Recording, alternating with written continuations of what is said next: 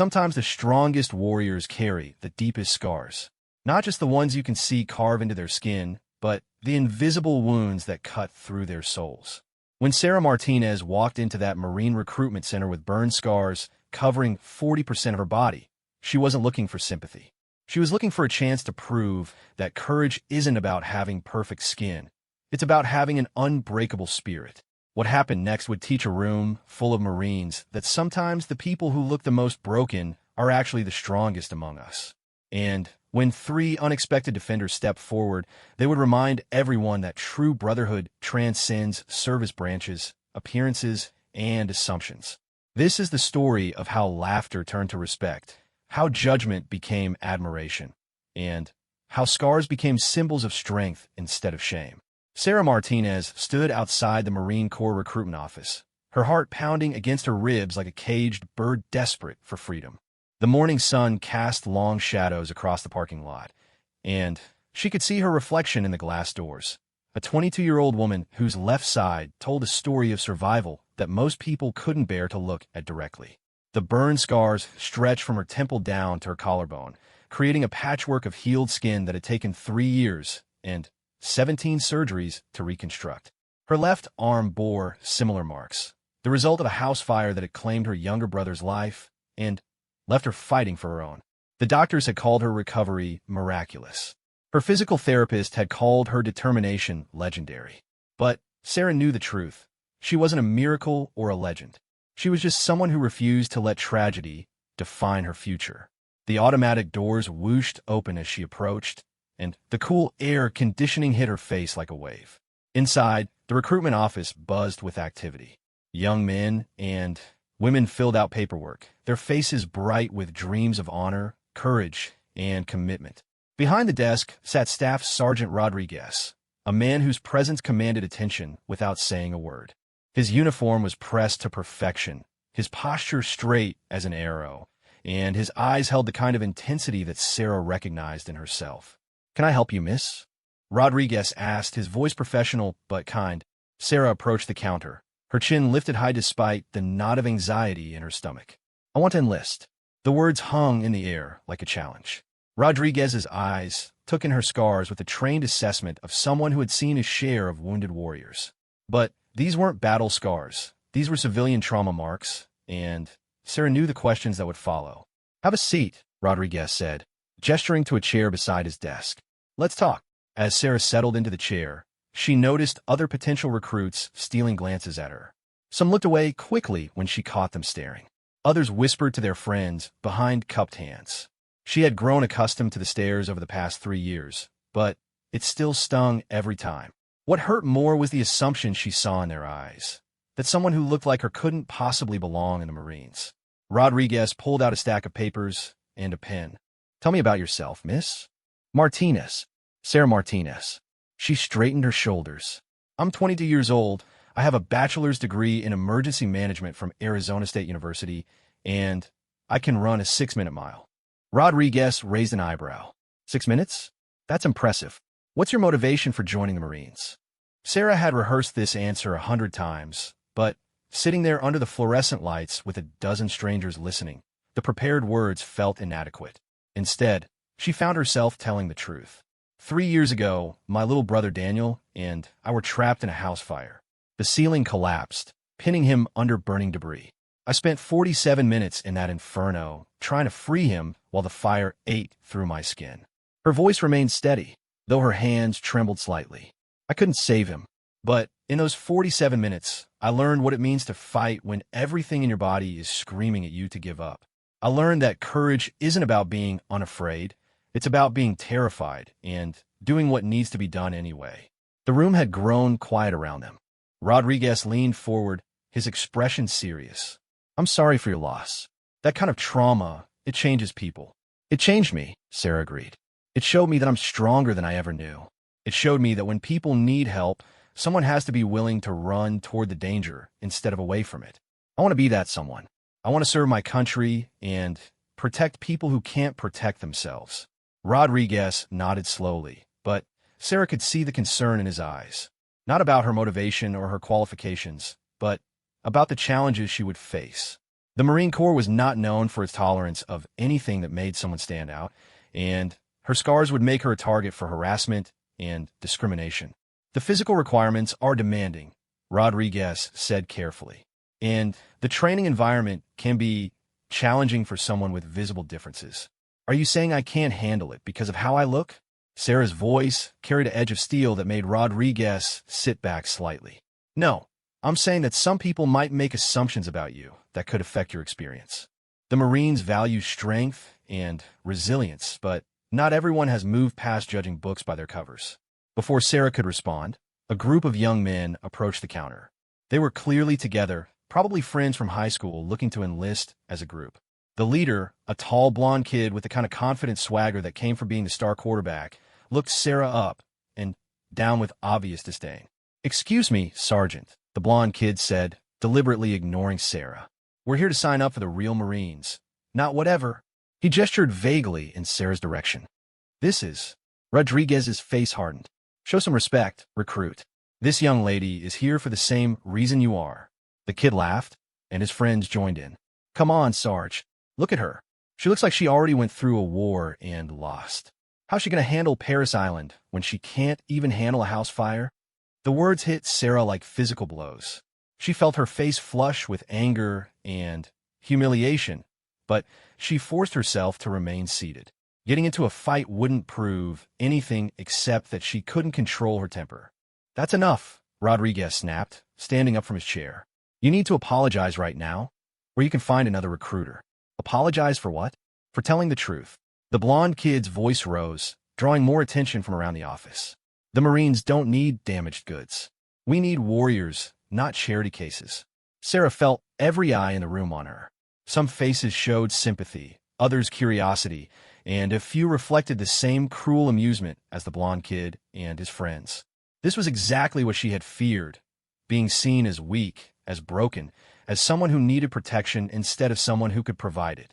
She stood up slowly, her movements deliberate and controlled. When she spoke, her voice was quiet but clear enough for everyone to hear. "You're right about one thing," she said, looking directly at the blonde kid. "I did go through a war. I fought a battle against flames and smoke and crushing debris for 47 minutes while my skin melted and my lungs filled with poison. I fought that battle to save someone I loved, and I didn't give up until the firefighters dragged me out unconscious." The room had gone completely silent. Sarah took a step closer to the group. "You look at my scars and see damage. I look at them and see proof that I don't quit when things get hard. You think I can't handle Marines training because I couldn't handle a house fire?" She smiled grimly. "Kid, I didn't just handle that fire. I walked through hell itself and came out the other side still fighting." The blonde kid's smirk faltered, but his friends nudged him to respond. "That's a nice speech, Scarface, but this isn't about surviving accidents. This is about being a warrior." "Being a warrior isn't about having perfect skin," Sarah replied. "It's about having an unbreakable will. It's about standing up for people who need protection, even when the odds are against you. It's about sacrifice and service and putting others before yourself." She looked around the room at all the watching faces. "But maybe you're right. Maybe I don't belong here. Maybe the Marines really are looking for people who judge others by their appearance instead of their character. Maybe they want bullies instead of protectors." Rodriguez started to speak, but Sarah held up a hand to stop him. "It's okay, Sergeant. I understand the message loud and clear." She turned toward the door, her head held high despite the crushing disappointment in her chest. She had known this might happen, but actually experiencing it felt worse than she had imagined. The dream she had carried for 3 years, of serving her country, of proving that trauma could make someone stronger instead of weaker, of honoring Daniel's memory through service, all of it seemed to be crumbling around her. As she reached for the door handle, she heard footsteps behind her. She turned to see Rodriguez approaching with a clipboard and a pen. "Where do you think you're going, Martinez?" Sarah looked at him in confusion. "You heard what they said. You saw how everyone reacted." Rodriguez glanced back at the blonde kid and his friends, then at the other people in the office. "I saw a bunch of kids who have never been tested act like they know what strength looks like.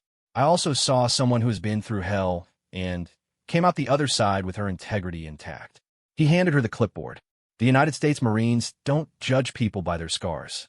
We judge them by their actions. Your actions in that fire showed more courage than most people display in a lifetime.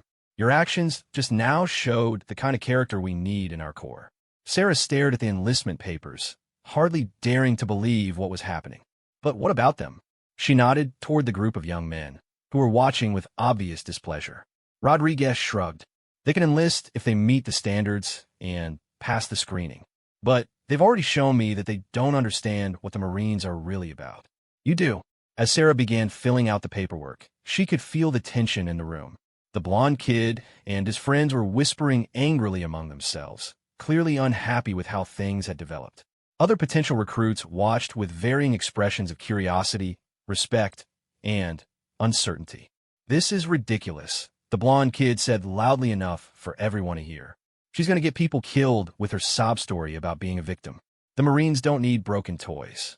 Rodriguez spun around so fast that everyone in the office jumped. "That's it. You're done here. All of you. Get out of my office.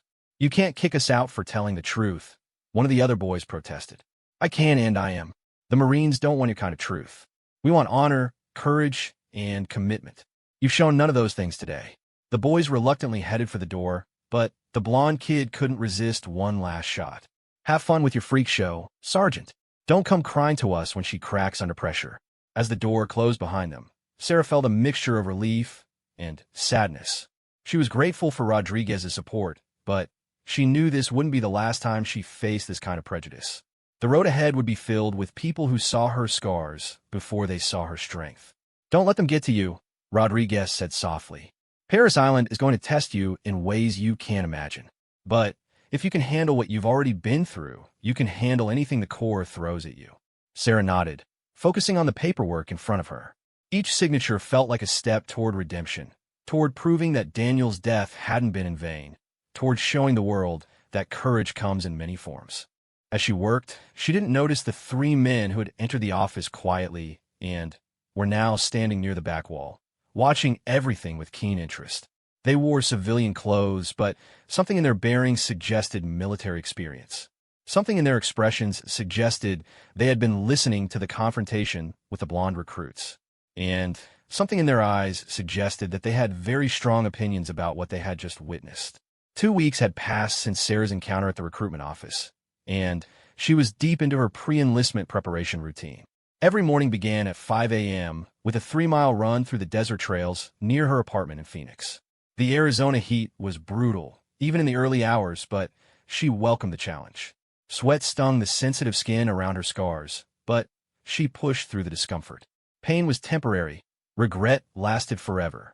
Her physical therapist, Dr. Amanda Chun, had warned her about the additional stress military training would place on her reconstructed tissue. The skin grafts on her left arm and neck were fully healed, but still more delicate than normal skin. Extended exposure to sun, extreme temperatures, or rough fabric could cause irritation or even damage. "You're pushing yourself too hard again," Dr. Chun said during their weekly session. She was examining Sarah's arm with the practiced eye of someone who had spent 5 years helping burn victims reclaim their lives. "These red marks along your shoulder indicate friction burns. You need to be more careful with your gear." Sarah lay on the examination table, staring at the ceiling tiles she had memorized over countless appointments. "I need to be ready. Basic training doesn't slow down for anyone, especially not someone who looks like me." Dr. Chun sighed and pulled up a chair beside the table. "Sarah, we talked about this. Your scars don't make you weak. They're evidence of your strength. Tell that to the recruits who laughed at me." Sarah's voice carried the bitterness she tried so hard to hide. "Tell that to the drill instructors who are going to see me as a liability. The right people will see your value. The wrong people don't matter." Sarah sat up and began putting her shirt back on. "In the Marines, the wrong people can get you kicked out or worse. I have to be twice as good as everyone else just to be considered equal." Dr. Chin made some notes in Sarah's file, her expression thoughtful. "Your psychological evaluation scores are excellent. Your physical capabilities exceed Marine standards. Your motivation is clear and strong, but you're carrying emotional armor that might be heavier than anything the Corps will ask you to bear." As Sarah left the medical building, she couldn't shake Dr. Chen's words. Emotional armor. Was that what this felt like? The constant readiness for attack, the assumption that every glance was judgment, the need to prove herself before anyone asked. Her phone buzzed with a text from her mother. "Proud of you, Mija. Daniel will be proud too." Sarah smiled despite her mood. Her mother had been her rock through everything. The long months in the hospital, the painful rehabilitation, the dark nights when the survivor's guilt threatened to drown her. Maria Martinez had never once suggested that Sarah's dreams were too big or too dangerous. She had simply asked, "What do you need from me?" The text reminded Sarah why she was doing this. Not to prove anything to strangers, but to honor the memory of a 10-year-old boy who had wanted to be a firefighter when he grew up. Daniel had died trying to save their neighbor's cat from the fire. Even at 10, he had understood that heroes run toward danger to help others. That evening, Sarah drove to the gym where she had been training with Marcus Thompson, a former Marine who specialized in preparing recruits for Parris Island. Marcus had lost his right leg below the knee in Afghanistan, but still moved with the fluid efficiency of a career warrior. He understood what it meant to be judged by what you couldn't do instead of what you could. "You're distracted tonight," Marcus observed as Sarah struggled through her third set of pull-ups. "What's eating at you?" Sarah dropped from the bar and grabbed her water bottle, buying time to organize her thoughts. "Dr. Chun thinks I'm carrying too much emotional baggage. She's worried it'll hurt my performance." Marcus leaned against the wall, his prosthetic leg giving him a slightly uneven stance that he had long since stopped trying to hide. "You want to know what I think?" Sarah nodded. "I think Dr. Chun is right to be concerned, but not for the reason she thinks." Marcus crossed his arms. "You're so focused on proving you're not broken that you're forgetting to just be yourself. The Marines don't need you to be perfect. They need you to be honest." "Honest about what?" "About the fact that your scars are part of your strength, not something you need to overcome. About the fact that you've already been through worse than anything Parris Island can throw at you. About the fact that you're not trying to be a Marine in spite of your trauma. You're trying to be a Marine because of it." Marcus's words hit deeper than Sarah expected. She had been so focused on minimizing her differences, on trying to blend in, that she had forgotten her own story. Her scars weren't a weakness to hide. They were proof of her resilience. "How did you handle it?" she asked. "When you came back from Afghanistan, when people looked at your leg?" Marcus smiled grimly. "At first, I hated it. I felt like everyone saw the missing piece instead of the man who was still there. But then I realized something. The people who mattered didn't see me as broken. They saw me as someone who had paid a price for something important and kept going anyway. And the people who didn't matter, they stopped mattering once I stopped caring what they thought." Sarah was about to respond when commotion erupted near the gym's entrance. Raised voices carried across the open space, and she could see a small crowd gathering around something. "Stay here," Marcus said, but Sarah was already moving toward the disturbance. As they got closer, Sarah's heart sank. The blonde recruit from the Marine office, Jake Morrison, she had learned his name, was in the middle of what appeared to be a heated argument with three older men. Morrison and two of his friends were wearing Marines workout gear, as if they had already earned the title they were still weeks away from attempting to claim. "Don't know what you're talking about," Morrison was saying, his voice loud and defensive. "We're just saying the Corps has standards for a reason." One of the three older men stepped closer to Morrison. He was average height, but carried himself with the quiet confidence of someone who had nothing to prove. His dark hair was shot through with gray, and his arms bore the kind of tattoos that told stories without words. "Standards," the man repeated, his voice calm, but carrying an edge that made Sarah's skin prickle. "Tell me about these standards you're so concerned about." Morrison's friends flanked him, trying to look intimidating. They were young and strong, but something about the three older men suggested they were outmatched in ways that had nothing to do with age or size. "Physical fitness, mental toughness, not being a liability to your unit," Morrison said, puffing out his chest. "Some people just aren't cut out for combat, no matter what their sob story is." The second older man, this one taller with sun-weathered skin and pale blue eyes, spoke for the first time. "You talking about someone specific, son?" There was this girl at the recruitment office. One of Morrison's friends chimed in. "Covered in burned scars, trying to join up. We told the sergeant she was going to get people killed with her victim mentality." Sarah felt Marcus tense beside her. She wanted to leave to avoid another confrontation, but something kept her rooted in place. The third older man had remained silent until now. He was the youngest of the three, maybe 35, with a kind of lean muscle that came from years of functional fitness rather than gym vanity. When he spoke, his voice was quiet enough that everyone had to strain to hear him. "This girl with the burn scars," he said. "You know how she got them?" Morrison shrugged. "House fire or something. Proves she can't handle dangerous situations." "Actually," the quiet man continued, "it proves the opposite. See, we heard about this story from a buddy of ours who works search and rescue in Phoenix. A young woman, early 20s, stayed in a burning building for 47 minutes trying to save her little brother. Crawled through rooms where the floor was so hot it melted the soles of her shoes. Kept going even after the ceiling collapsed on her. The gym had gone quiet around them. Sarah felt her cheeks burning with a mixture of embarrassment and something else, pride, maybe, or validation. The firefighter said it was the most courageous thing they'd ever seen," the man continued. "This girl, burning alive, refusing to leave without her brother. They had to drag her out unconscious because she wouldn't quit." Morrison's confidence wavered slightly, but his friends pushed him to respond. That's different. That's not military combat." The first man laughed, but there was no humor in it. "Different how? Because it wasn't an enemy shooting at her? Because she was trying to save someone instead of kill someone? Because she was a civilian instead of wearing a uniform? Because she failed," Morrison said, his voice getting defensive. "She didn't save the kid." The temperature in the room seemed to drop 10 degrees. Sarah saw Marcus's hands clench into fists, and she put a restraining hand on his arm. The quiet man took a step closer to Morrison, close enough that Morrison had to look up to maintain eye contact. "Let me explain something to you about failure, kid. I've served with men who had Navy Crosses and Purple Hearts, warriors who had proven their courage in dozens of firefights. And I've seen some of those same men break when faced with impossible choices and overwhelming odds." He gestured toward where Sarah stood, though she didn't think he could see her in the crowd. This girl faced the impossible and held her ground for 47 minutes. She didn't break. She didn't quit. She didn't run. The only reason her brother died is because the laws of physics and the power of fire are stronger than any one person's will to save someone they love. Morrison tried to interrupt, but the man continued without pause. "You want to talk about standards? Here's a standard for you.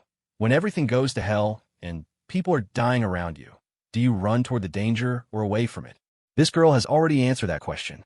"You're still talking tough in a gym." The second man nodded slowly. "We've all seen combat. We've all lost people we were trying to protect. And we've all learned that courage isn't about having perfect skin or perfect luck. It's about making the choice to stand and fight when any reasonable person would run." Morrison looked around for support from the crowd, but found none. Even his friends seemed uncomfortable with the direction the conversation had taken. "Who are you guys anyway?" Morrison asked, trying to regain some control of the situation. The three men exchanged glances, and something passed between them that Sarah couldn't interpret. "Just some old soldiers who don't like seeing courage disrespected," the first man said. With that, they turned and walked away, leaving Morrison and his friends standing in the middle of a gym full of people who were now looking at them with obvious disapproval. Sarah felt Marcus nudge her arm. "Come on," he whispered. "Let's get out of here before this gets worse." But as they headed for the exit, Sarah couldn't stop thinking about the three men who had spoken up for her without even knowing she was there. Their words had carried the weight of experience and the authority of people who had earned the right to speak about courage and sacrifice. More importantly, they had seen her scars and her story not as evidence of weakness, but as proof of strength. For the first time since her recruitment office encounter, Sarah felt like maybe she wasn't fighting this battle alone. The call came on a Tuesday morning while Sarah was reviewing her pre-deployment checklist for the 100th time. She was scheduled to leave for Paris Island in 6 days, and every spare moment was spent preparing mentally and physically for the transformation from civilian to Marine. "Sarah Martinez?" The voice on the phone was crisp and professional. "Yes, speaking. This is Gunnery Sergeant Williams from Marine Corps Recruiting Station Phoenix. We need you to come in today for some additional paperwork. Can you be here by 1400 hours? Sarah glanced at the clock. It was barely 9 a.m. "Is there a problem with my enlistment?" "No problem. Just some routine administrative matters that need to be cleared up before you ship out." The tone was neutral, but Sarah had learned to read between the lines of official communications. Something was happening, and she suspected it wasn't routine. Her mind immediately went to Jake Morrison and his friends. Had they filed some kind of complaint? Had their families made calls to politicians? She arrived at the recruitment office 30 minutes early, partly out of habit and partly from anxiety. The waiting area was empty except for a young woman about her own age who kept glancing at her scars and then looking away quickly. Martinez, Staff Sergeant Rodriguez, appeared from his office, his expression unreadable. "Come on back." As she followed him through the familiar hallway, Sarah noticed that his usual relaxed demeanor seemed strained. He gestured for her to sit in the same chair where she had filled out her enlistment papers 3 weeks earlier. "I'm going to be direct with you," Rodriguez said, settling behind his desk. "We've received some communications regarding your enlistment that require our attention." Sarah's stomach dropped. "What kind of communications?" Rodriguez pulled out a file folder that looked suspiciously thick for someone who hadn't even left for basic training yet. 3 letters from concerned citizens questioning your fitness for military service. 2 phone calls from parents of other recruits expressing worry about their children serving alongside someone with your medical history. And 1 formal complaint alleging that you threatened fellow recruits. "I never threatened anyone," Sarah said immediately. "I know. I was there for the entire interaction with Morrison and his crew. But the complaint exists, and it has to be investigated." Rodriguez opened the folder and began reading from official-looking documents. The allegations include emotional instability, potential PTSD from your trauma, and concerns about your ability to function under stress.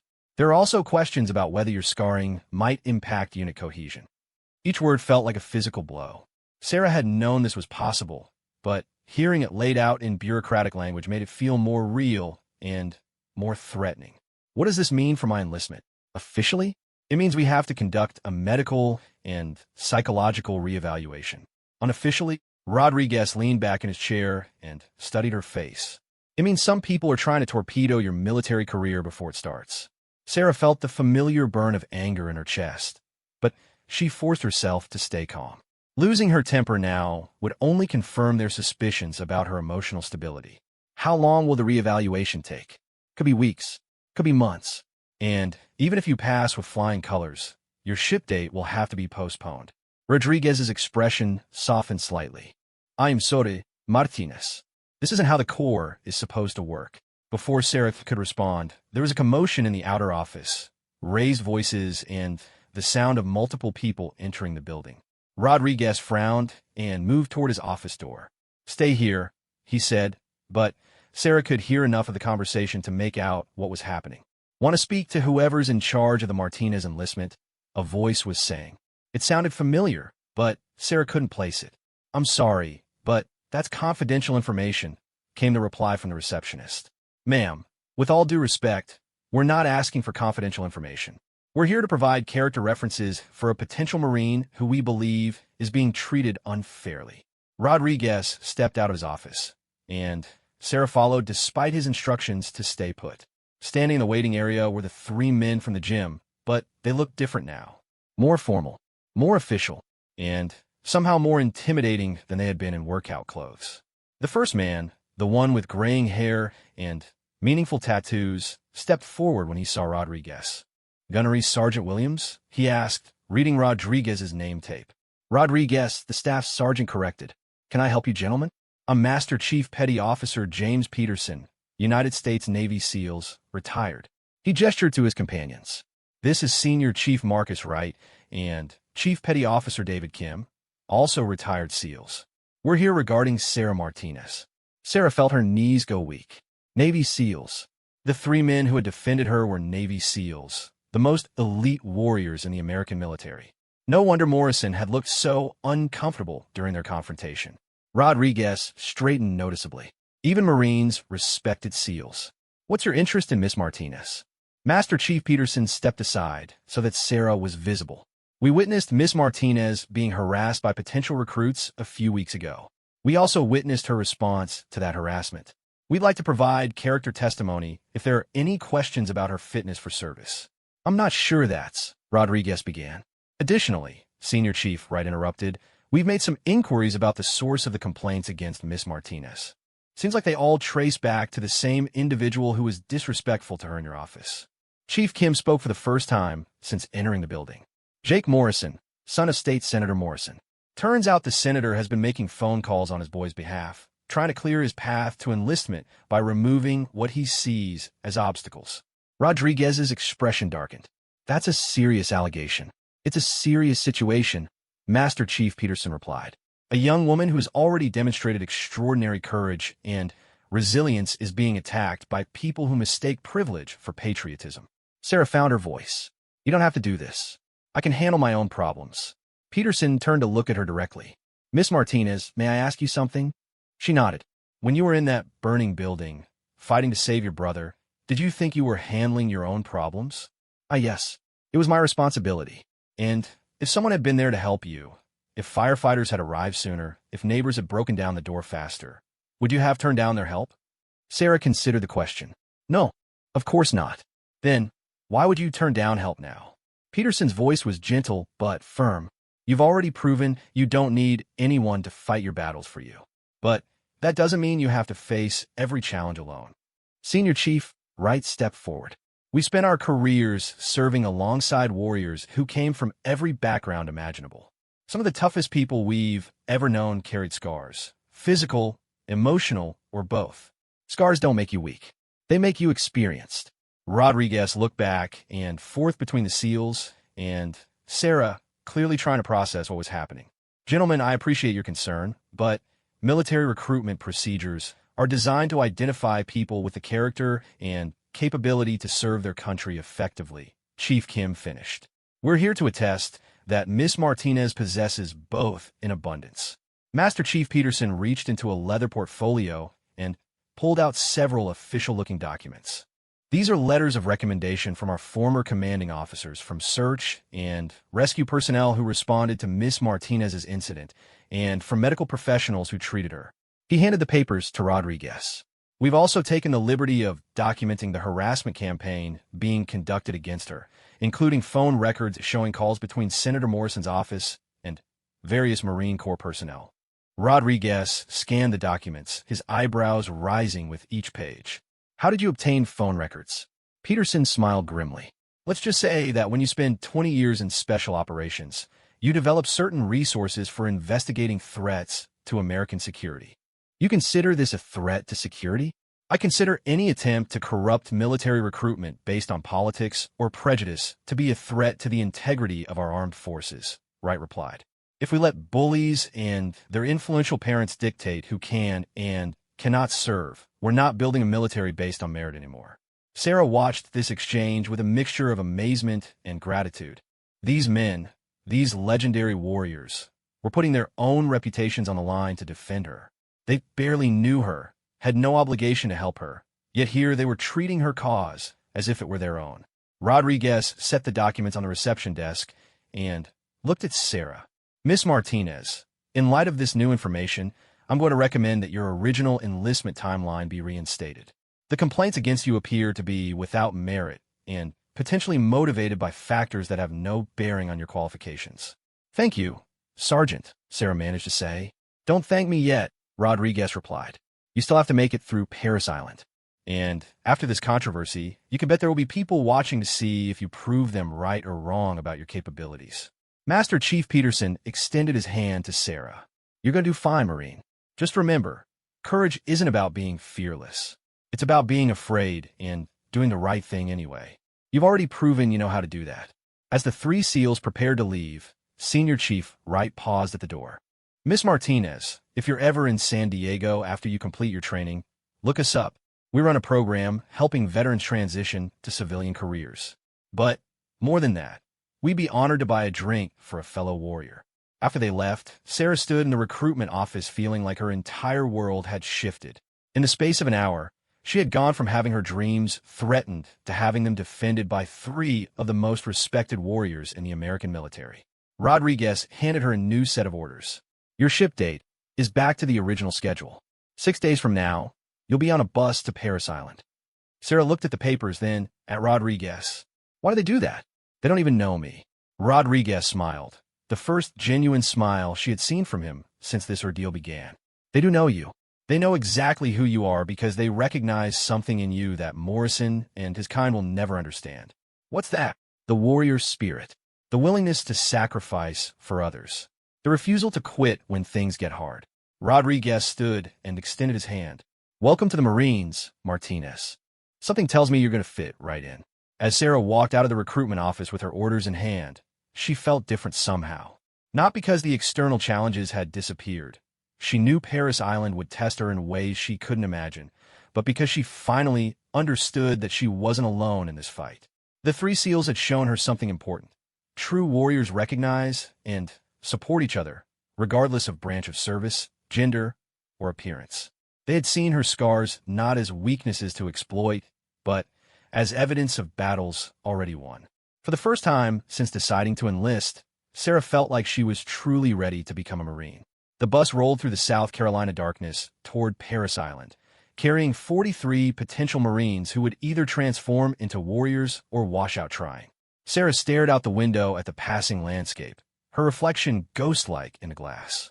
The burn scars on the left side of her face created an asymmetrical silhouette that she had long since stopped trying to hide. Beside her, a nervous 18-year-old from Iowa named Tommy kept glancing at her scars and, then, looking away. He had been trying to work up the courage to ask about them for the past 100 miles, his curiosity finally overcoming his Midwestern politeness. "Does it hurt?" he whispered, leaning toward her slightly. "Not anymore," Sarah replied honestly. "Sometimes the skin gets tight when it's cold, and I have to be careful in the sun. But no, it doesn't hurt." Tommy nodded, then surprised her by asking, "How did you get them?" Sarah had prepared for this question, knowing it would come up repeatedly during training. She could give a short version that satisfied curiosity without inviting pity, where she could trust this nervous kid with the truth that might help him understand something about courage. "House fire 3 years ago," she said. "I was trying to save my little brother." Did you save him?" Sarah met Tommy's eyes in the reflection of the window. "No, but I tried until they dragged me out unconscious." Tommy was quiet for a long moment. Then, "That's the most badass thing I've ever heard." Before Sarah could respond, the bus shuddered to a halt, and the overhead lights blazed on. Through the windows, she could see spotlights illuminating what looked like a military checkpoint. "Everybody off the bus. Now, now, now." The voice that boomed through the open door belonged to a drill instructor whose presence seemed to fill the entire vehicle despite the fact that Sarah couldn't even see him yet. Bodies scrambled toward the exit in a chaos of nervousness and adrenaline. Sarah found herself swept along in the crowd, her feet hitting the pavement just as a wall of sound crashed over them. 3 drill instructors were positioned around the bus, their campaign covers casting shadows over faces that looked like they had been carved from granite. "Form up on the yellow footprints. Move, move, move." The next few hours blurred together in a symphony of shouting, confusion, and controlled chaos. Hair was shaved off. Civilian clothes were replaced with identical uniforms. Personal belongings were packed away. And, through it all, the drill instructors maintained a constant barrage of instruction, correction, and intimidation designed to break down individual identity and begin building something new. Sarah noticed that while her scars drew some initial stares from the other recruits, the drill instructors seemed completely unbothered by her appearance. They were equal opportunity tormentors, finding fault with everyone regardless of what they looked like. "Martinez!" Drill instructor Staff Sergeant Baker appeared in front of her with the sudden intensity of a lightning strike. "What's wrong with your face?" The question she had been dreading, asked with the amplified volume and aggressive posture that made everything on Paris Island feel like a life-or-death situation. "Burn scars, sir." "I didn't ask for your medical history, recruit. I asked what's wrong with your face." Sarah's mind raced. This was clearly some kind of test, but she couldn't figure out what answer he was looking for. "Nothing is wrong with my face, sir." Baker studied her for a long moment, his expression unreadable. "Martinez, those scars tell a story." "What story do they tell?" "They tell the story of someone who doesn't quit, sir." "Is that right?" "And how do I know you're not going to quit on my Marine Corps?" "Because I didn't quit when I was on fire, sir." Something shifted in Baker's expression, not softer exactly, but different. "Get in line, Martinez. We'll see what you're made of." The first few weeks of boot camp were everything Sarah had expected and worse. The physical training pushed her body to its limits and beyond. The academic requirements demanded focus and attention to detail that left her mentally exhausted. The constant stress of inspection, evaluation, and correction wore on everyone's nerves. But Sarah had one advantage that many of her fellow recruits lacked. She had already been through something worse. When drill instructor Baker screamed in her face about the inadequacy of her rack making or the sorry state of her uniform, she remembered lying in a hospital bed for 3 months, fighting through skin grafts and debridement procedures that made boot camp seem like summer camp. The other recruits began to notice her resilience. When someone was struggling with homesickness or ready to quit after a particularly brutal day, they started coming to Sarah for perspective. She became an unofficial counselor, helping others find the strength to continue when everything in their bodies and minds was screaming at them to give up. "How do you do it?" asked Rebecca Torres, a tough girl from East LA who was nevertheless struggling with the psychological pressure of constant criticism. "How do you just take all the screaming and punishment without breaking?" They were lying in their racks during the brief quiet period between lights out and sleep, whispering so quietly that the duty instructor couldn't hear them. "I think about my brother," Sarah whispered back. "Daniel wanted to be a firefighter. He died trying to save a cat from our burning apartment building. Every time I want to quit, I remember that 10-year-old kid who ran toward danger to help someone else, and I ask myself if I'm going to honor that or dishonor it." Torres was quiet for a moment. "My little sister wants to be a cop. She's only 14, but she already talks about wanting to protect people. I guess I'm here for her, too." "Then, we're here for the right reasons," Sarah said. It was during week 6 that the real test came. The recruits were doing live fire exercises, learning to work as a team while under stress. The scenario involved clearing a mock building while enemy fire simulated the chaos of real combat. Sarah was paired with Jake Morrison. Morrison had arrived at Paris Island 2 weeks after Sarah, having apparently resolved whatever administrative issues had delayed his original ship date. He had tried to maintain his antagonistic attitude toward her, but the drill instructors had quickly disabused him of any notion that his civilian prejudices mattered in their domain. Still, Sarah could feel his resentment whenever they were forced to work together. He followed orders and performed his duties, but there was no trust or cooperation between them. In a real combat situation, that kind of dysfunction could get people killed. The live fire exercise was designed to test exactly that. Could recruits put aside personal differences and function as a team when lives depended on it? The scenario began simply enough. Sarah and Morrison were part of a 4-person team tasked with clearing a series of rooms while under simulated enemy fire. The other 2 members of their team were Tommy from Iowa and a quiet girl named Lisa Chun, who consistently scored at the top of every academic and physical test. Everything went wrong in the 3rd room. Morrison, eager to prove his leadership capabilities, deviated from the plan and moved ahead of the team without communication. When simulated enemy fire erupted from an unexpected angle, he found himself pinned down with no cover and no easy escape route. According to the exercise rules, if Morrison was killed by enemy fire, the entire team failed the scenario. Sarah watched him frozen behind inadequate cover, panic beginning to show in his movements as the drill instructors controlling the enemy positions maintained accurate fire that kept him trapped. She had a choice. She could follow protocol, maintain her own position, and let Morrison fail, which would be tactically sound and personally satisfying. Or she could risk her own life to save someone who had tried to destroy her military career before it started. Sarah thought about Daniel, about running toward danger to help others, even when the odds were terrible and the personal cost was high. She moved, ignoring the shouts from the observing drill instructors and the simulated rounds snapping around her. Sarah sprinted across open ground to Morrison's position. She reached him just as the enemy fire shifted, grabbing him by his gear and dragging him toward better cover. "What are you doing?" Morrison shouted over the noise.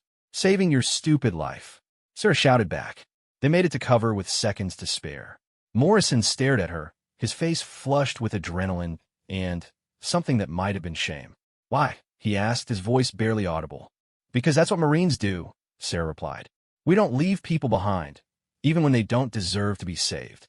The team completed the exercise successfully, and during the debrief, drill instructor Baker made a point that would stick with all of them for the rest of their military careers.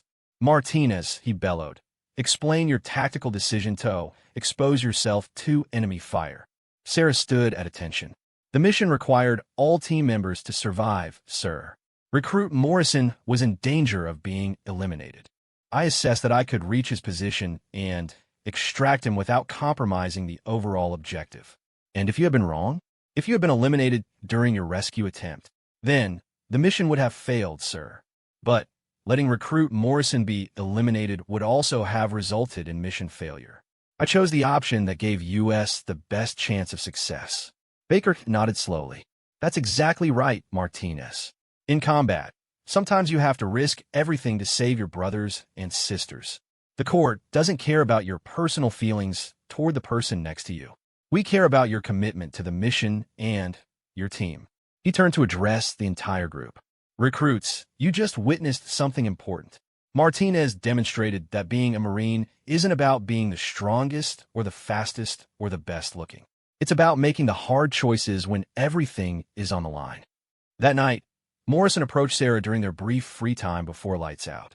I owe you an apology, he said, his voice quiet and serious. Not just for today, but for everything. The recruitment office, the gym, trying to get your enlistment canceled. All of it. Sarah looked at him carefully, trying to assess whether this was genuine remorse or tactical manipulation. I was wrong, Morrison continued. I thought your scars made you weak, but I was the weak one. I was so afraid of not measuring up that I tried to tear down someone who was already stronger than me. And now? Sarah asked. Morrison gestured around at their surroundings. The Spartan Squad Bay, where 43 individuals were being forged into Marines. Now I know that strength has nothing to do with what you look like, and everything to do with what you do when things get hard. You saved my life today, even though I didn't deserve it. That's the kind of person I want to be. Sarah studied his face, looking for deception, but finding only honest regret. We're going to be Marines together, Morrison. That means we watch each other's backs, no matter what happened before. I'd be honored to serve with you, Morrison said, extending his hand. As they shook hands, Sarah felt something shift. Not just in her relationship with Morrison, but in her understanding of what it meant to be a Marine. It wasn't about proving her worth to people who doubted her. It was about living up to the standards of service and sacrifice that the title represented. The next morning brought new challenges, new tests, and new opportunities to prove herself. But for the first time since arriving at Parris Island, Sarah felt like she truly belonged. Her scars weren't a liability to overcome. They were evidence of her readiness to make the same kinds of sacrifices that Marines had been making for centuries. She was no longer just Sarah Martinez, burned victim trying to become a soldier. She was Recruit Martinez, future Marine, carrying on a tradition of courage that stretched back to the halls of Montezuma and the shores of Tripoli. 6 months after graduation from Parris Island, newly minted Lance Corporal Sarah Martinez stood in the San Diego airport, scanning the crowd for 3 familiar faces. She wore her dress blue uniform, the scarlet and gold eagle, globe, and anchor gleaming on her collar, the embodiment of everything she had worked towards since that difficult day in the recruitment office. Master Chief Peterson spotted her first, his weathered face breaking into a genuine smile as he approached through the civilian crowd. Senior Chief Wright and Chief Kim flanked him, all 3 men looking older in civilian clothes, but still carrying themselves with the unmistakable bearing of professional warriors. Well, Peterson said as they met near the baggage claim. Look what the Corps spit out. How does it feel to be a Marine, Lance Corporal Martinez? Sarah couldn't suppress her grin. It feels like coming home, Master Chief. That's what we like to hear, Wright said, clapping her on the shoulder. We followed your progress through some mutual friends at Parris Island. Heard you distinguished yourself. I did what I was trained to do, Sarah replied, but she felt a flush of pride at their approval. Chief Kim gestured toward the exit. Come on, we're buying that drink we promised you, and we want to hear the whole story. Leave nothing out. They drove to a small bar near the Naval Base San Diego that catered to military personnel. The walls were covered with unit patches, photographs, and memorabilia from decades of naval service. It was the kind of place where stories were shared and bonds were forged over beer and honest conversation. As they settled into a corner booth, Peterson raised his glass. To Lance Corporal Martinez, who proved that courage isn't about having perfect skin. It's about having an unbreakable spirit. They drank, and then Sarah found herself telling them everything. About the long nights at Parris Island when she questioned whether she belonged. About the moment Jake Morrison became an ally instead of an enemy.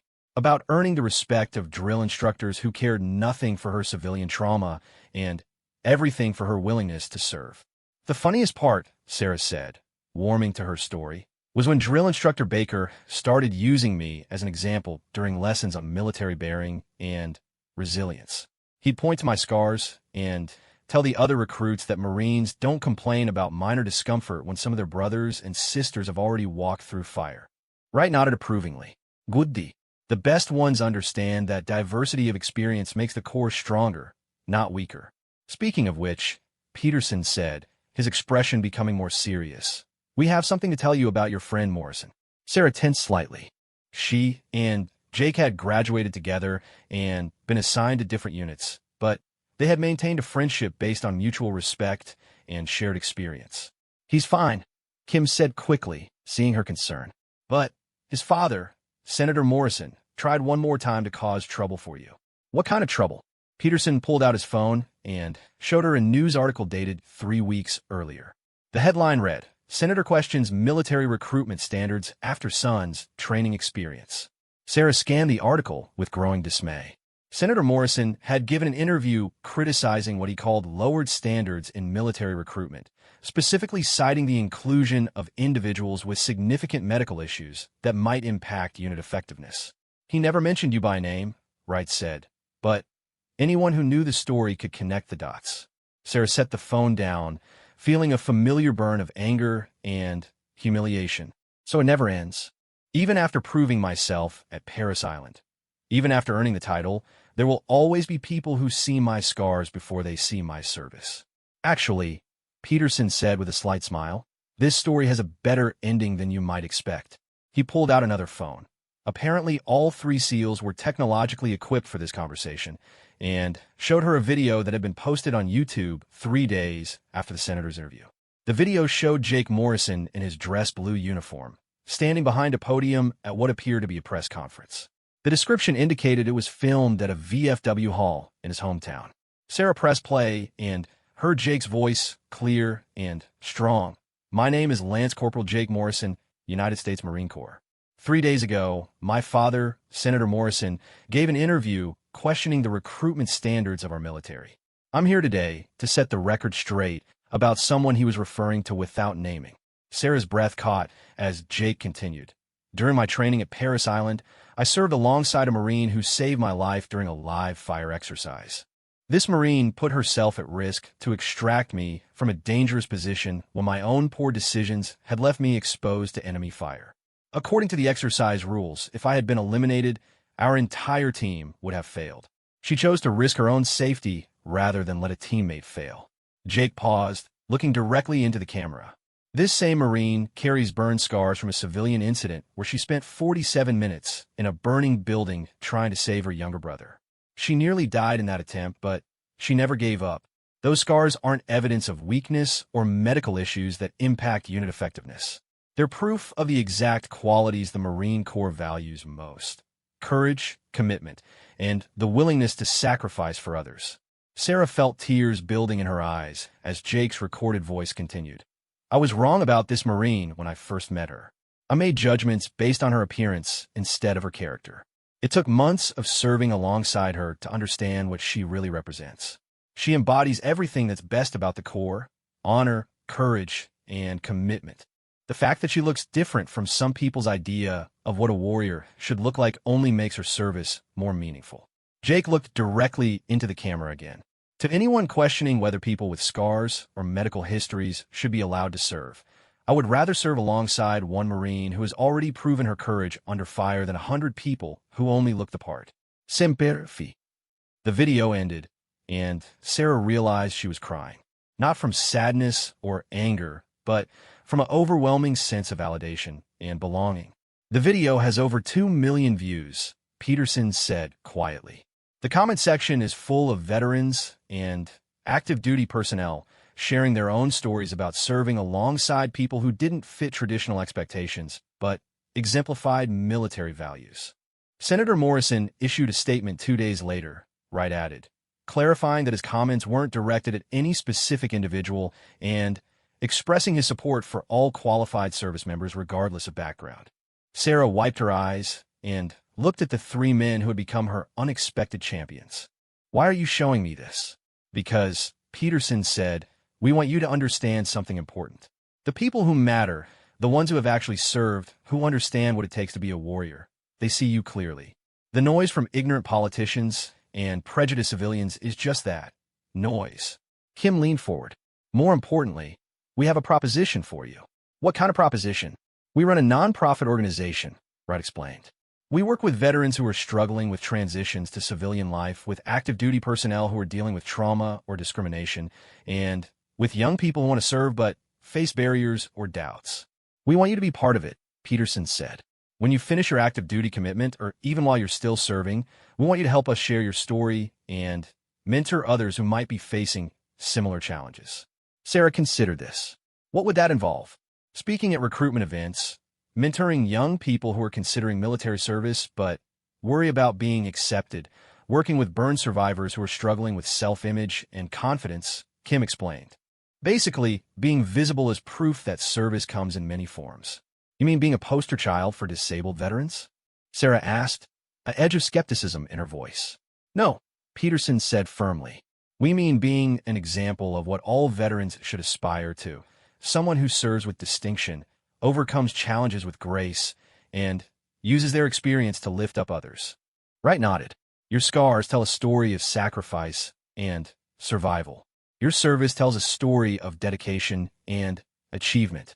Together, they tell a story that could inspire countless others to pursue their own dreams of service. Sarah thought about Daniel, about the scared 18-year-old version of herself who had stood outside the recruitment office wondering if she belonged, about Jake Morrison's transformation from antagonist to advocate. I'm interested, she said finally. But I want to make something clear. I'm not doing this to be inspirational or to prove anything to people who doubt my capabilities. I'm doing this because service members shouldn't have to face prejudice and discrimination alone. That's exactly why we want you, Peterson said. You understand that this isn't about charity or sympathy. It's about justice and excellence. As the evening continued, Sarah found herself sharing more stories from her training and early service. She talked about the other recruits who had struggled with their own challenges. Tommy from Iowa, who overcame crippling homesickness to become an outstanding Marine. Rebecca Torres, who used her anger about injustice to fuel her commitment to protecting others. Lisa Chun, who proved that quiet competence was just as valuable as loud confidence. The thing about Paris Island, Sarah said, is that it strips away everything superficial and forces you to confront who you really are. Your background, your appearance, your civilian identity. None of that matters when you're crawling through mud at 3 a.m. or trying to hit targets while exhausted and stressed. That's what we try to teach young people, Wright said. That military service is ultimately about character and commitment, not about fitting some Hollywood stereotype of what a warrior should look like. As the evening wound down, Peterson handed Sarah a business card. Think about our offer. No pressure, no timeline. But when you're ready to help others find their path to service, we'll be here. Standing outside the bar as they prepare to part ways, Sarah looked at the 3 men who had changed her life simply by refusing to let injustice go unchallenged. Can I ask you something? She said. Anything, Peterson replied. Why did you help me? You didn't know me anything. Why risk getting involved in someone else's fight? The 3 SEALs exchanged glances, and Kim answered for all of them. Because we've all served alongside heroes who didn't look like heroes. We've all seen people make sacrifices that others couldn't imagine. We've all learned that courage comes in many forms, and that the people who judge warriors by their appearance usually haven't earned the right to call themselves warriors. Peterson nodded. Plus, we recognized something in you that reminded us of why we served in the first place. That willingness to run toward danger to help others, even when the cost is high and the odds are bad. The way you handled that confrontation at the recruitment office, the way you responded to harassment with dignity instead of anger, that showed us who you really were, Wright added, and who you were with someone worth defending. As Sarah drove back to her base that night, she thought about the long journey from that terrified moment outside the recruitment office to this conversation with 3 of the most respected warriors in the American military. Her scars hadn't disappeared, and there would always be people who saw them as signs of weakness or damage. But now she understood something that changed everything. The right people, the people who mattered, saw her scars as evidence of strength, resilience, and the kind of courage that couldn't be taught or faked. They saw her not as someone to be pitted or protected, but as a fellow warrior worthy of respect and camaraderie. More importantly, she had learned that being different wasn't a burden to overcome. It was a strength to embrace. Her experience in that burning building hadn't damaged her. It had prepared her for a life of service and sacrifice. Her scars weren't flaws to hide. They were proof of her readiness to pay the price that service sometimes demanded. As she pulled into the base parking lot, Sarah Martinez, burn survivor, Paris Island graduate, United States Marine, smiled at her reflection in the rearview mirror. Tomorrow would bring new challenges, new opportunities to serve, and new chances to prove that heroes come in all forms. But tonight, she was content in the knowledge that she had found her place in the world, surrounded by people who valued courage over appearance and service over conformity. The laughing Marines who had mocked her scars seemed like a distant memory now, their ignorance overshadowed by the wisdom and support of warriors who understood what real strength looked like. Daniel would have been proud of the person she had become, and that, more than anything else, made every challenge she had faced worthwhile.